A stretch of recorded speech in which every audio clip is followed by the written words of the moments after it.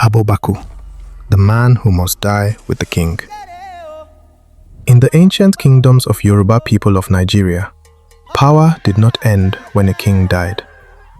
Because when the king left this world, he was never meant to travel alone. Hidden deep inside royal tradition was a frightening role. A man chosen not for power, not for wealth, but for death. He was called Abobaku, the one who must die with the king. Tonight on Mythical Africa, we uncover one of the darkest royal traditions in African history, the kingdom of Ile-Ife. Long before modern cities and governments, the sacred city of Ile-Ife stood as one of the spiritual hearts of the Yoruba people. Its ruler, the Uni of Ife, was believed to be more than a king. He was a living representative of the gods, a bridge between the world of humans and the world of spirits. But such power came with terrifying customs. When a king died, it was believed his spirit would journey into the afterlife kingdom of the ancestors. Yet a king could not travel alone.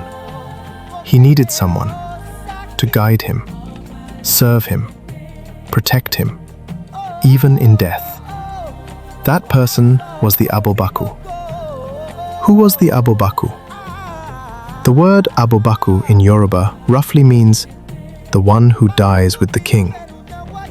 He was the king's closest personal attendant, but his position came with a terrifying destiny. From the day he accepted the role, his fate was sealed. If the king died, he must die too. Not years later, not after mourning, immediately. Because tradition demanded that the king should never walk into the spirit world alone. The Abobaku would accompany him as servant, companion, and sacrifice. A man chosen for death. Imagine living your entire life knowing your death is tied to another man's breath. The Abobaku ate with the king. He walked beside him. He served him every day. But deep inside, he carried a silent clock. If the king sneezed too hard, if illness struck, if age caught up with the throne, the Abobaku's life would end the same day. Some stories say the Abobaku would take poison. Others say he would be ritually executed.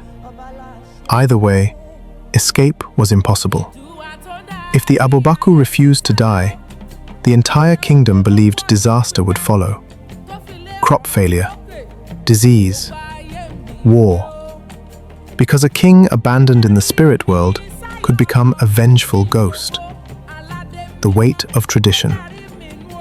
Not every Abobaku accepted his fate peacefully.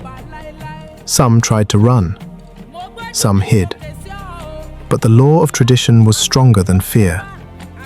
The royal council, known as the Oyo Messi in the old Oyo Empire, enforced sacred customs. If the Abobaku escaped, the king's family would hunt him. Because the kingdom believed something terrible would happen if the ritual was broken.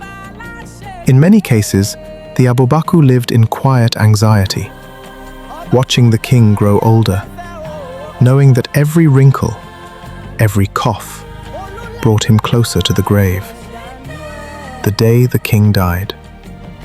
When a king finally died, the palace did not immediately announce it.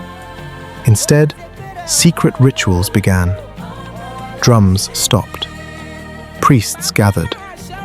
And somewhere inside the palace, the Abobaku prepared for his final duty. Some accounts say he would bathe, dress in ceremonial cloth, and say farewell to life. Because the next sunrise, he would no longer belong to the world of the living. He would follow the king into the land of the ancestors. The fall of the tradition. As centuries passed, new beliefs arrived. Colonial laws, modern governments, and changing moral values. By the 20th century, the Abobaku tradition was widely condemned. Human sacrifice was banned. Kings could no longer demand such deaths. Today, the ancient role of Abobaku exists only in history and legend. But its story reminds us of a time when loyalty meant something unimaginable. A man whose duty was not to rule, not to fight, but to die.